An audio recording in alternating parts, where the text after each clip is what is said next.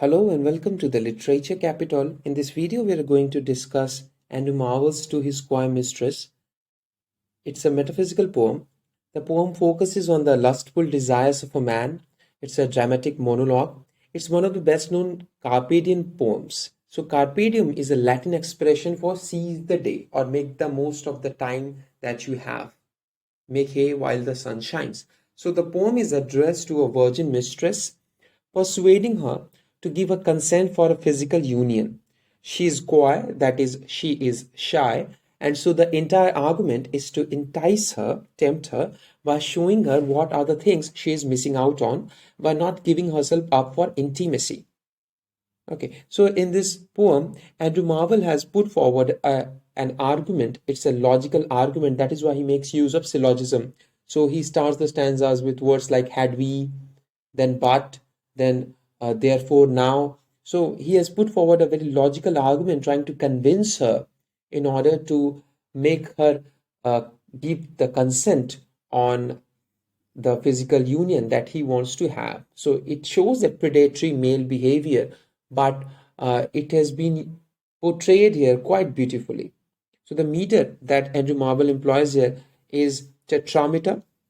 The rhyme scheme is AABBCC, and in meter it varies by somewhere it is iambic tetrameter, somewhere it is trochaic tetrameter, and some feet are spondy as well.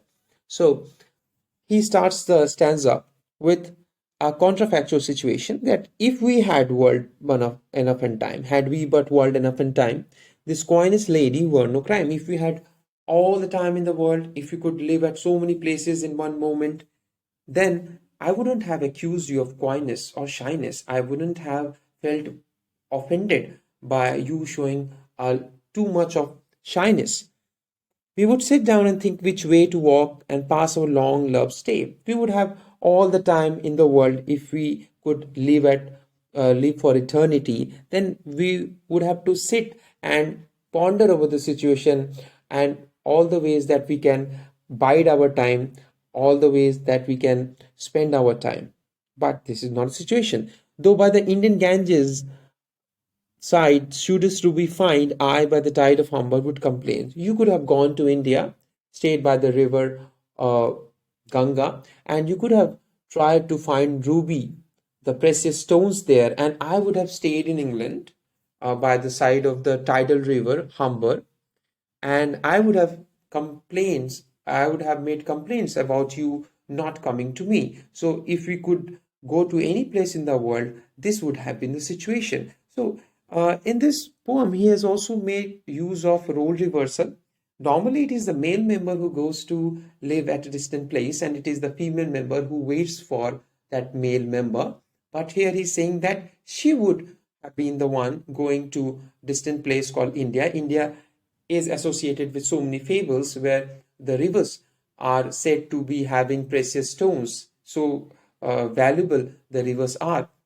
So Andrew Marvell must have come across one of those fables. And that is why he's saying that being a woman, she could have gone to India and he would have been the one staying in England and waiting for her to come back. So it's a very interesting thing that he is doing here. I would love you 10 years before the flood. So he's talking about the flood that is mentioned in that Old Testament where Noah's ark was made. Noah made a boat and he could take so many creatures with him. He saved a lot of creatures. So he's saying that I would have loved you 10 years before that historic event that is mentioned in Bible, older than time. And you should, if you please, refuse till the conversion of the Jews. And you could have said no till all the Jews were converted to Christianity.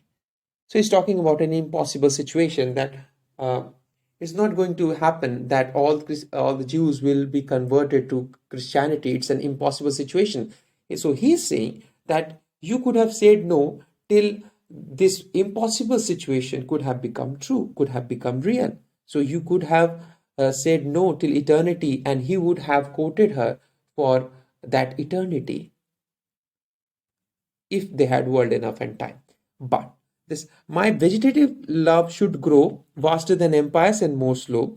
And in that case, if they had enough world and time for themselves, time and space, then his love would have grown like a vegetable. It is interesting that he does not compare love with any beautiful thing like red rose or something like that. Here he uses a very common imagery of a vegetable. He's saying that his love would have grown like a vegetable, very slow, vaster than empires. The love would have grown vaster, would have pervaded a lot of space more than an empire can take. So in those days, England was setting its aim on uh, expanding its empire to the length and breadth of the globe, and therefore he has such ambition. Therefore, he is comparing his love to that expansion of that empire, and more slow. The process would have been slower.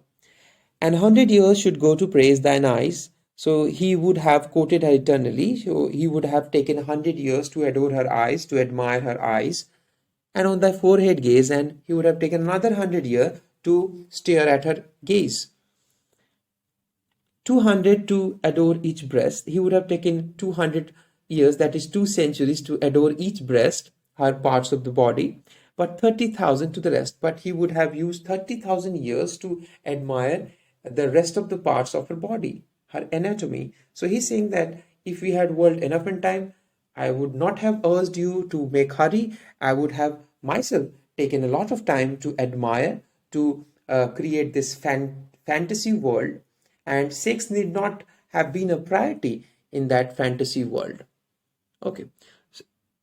An age at least to every part. He would have given an age to admire each part of her body. And the last age should show your heart. And at the very last, he would have also admired her hearts in complete details, in an elaborate fashion. For lady, you deserve this state. He's saying that she deserves all the praises in the world. She deserves a lover who can praise her for eternity. Nor would I love at lower rate. And he, being a lover, is a very superior kind of lover. His love cannot be inferior kind, cannot be something that is of lower rate. So he would have loved to praise her for eternity, but at my back I always hear time's winged chariot hurrying near.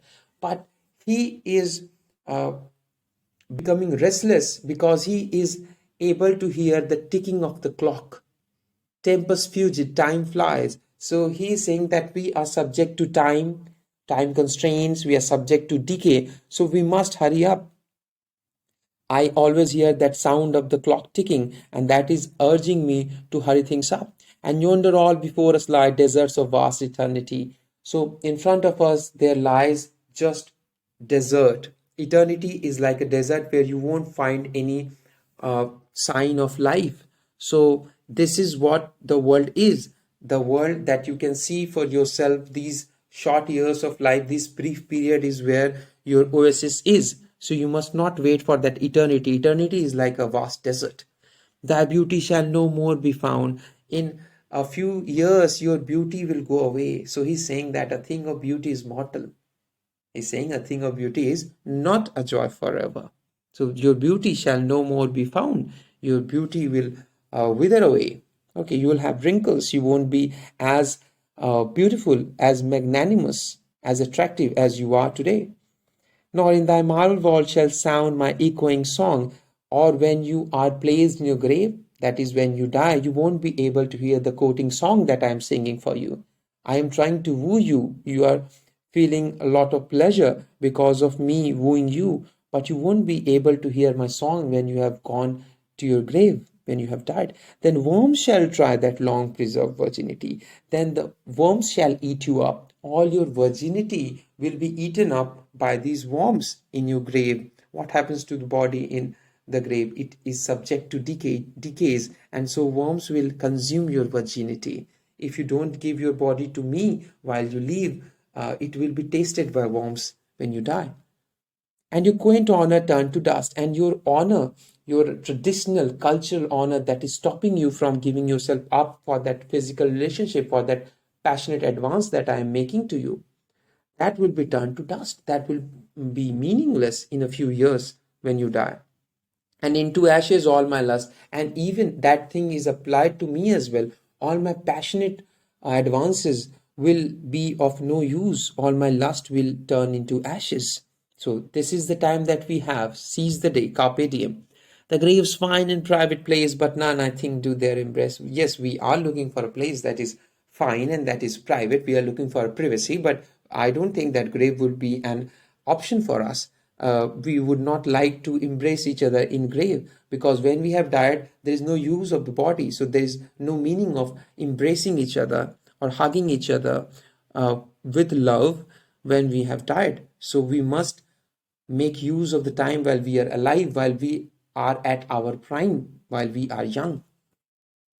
The last stanza. Now, therefore, while the youthful dew sits on thy skin like morning dew, while your youth is as fresh as a morning dew, it is youthful, it is full of colors, and while thy willing soul transpires at every pore with instant fires, and while your soul is still willing, while you still have heat in your body, while you still have lot of energy, lot of vigor in your body, your soul is brimming with energy, you should make use of that time. Now let us sport us while we may, and now like amorous birds of prey, rather at once our time devour. We must not let time devour us, we must not let time consume us or eat us up, but we should be like amorous birds of prey.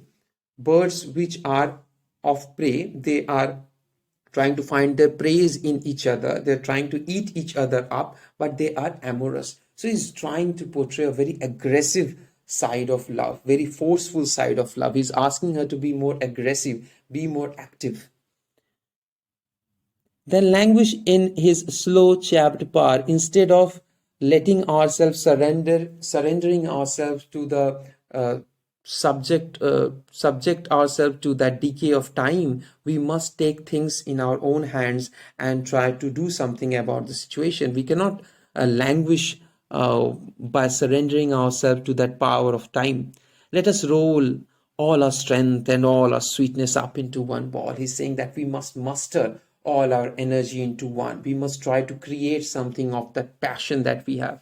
He is perhaps talking about giving birth to a progeny, giving birth to a child, that he's asking her to roll all her strength, all her vigor into one, our sweetness up into one ball, and tear our pleasures with rough strife. He's again asking her to be more aggressive about the situation. He's asking her to tear that pleasures with the rough stripe, be more rough about the situation. Do not be more comfortable, do not be that shy, that passive, that dormant creature that you are.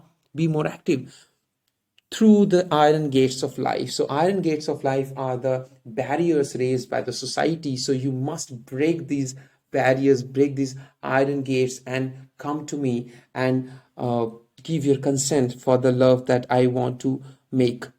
Thus, though we cannot make our sun stand still, yet we will make him run. We cannot stop time. The sun will rise, it will set, and the time will keep on going forward. But yes, we can make it chase us. When we are in love, when we are making love, this time will have no effect on us. We will not feel the passage of time. So then in that situation, the time will be the one chasing us. So we'll make the sun chase us instead of us chasing time. So this is what he wants to do. This is how he has created a logical argument in order to convince his lover to give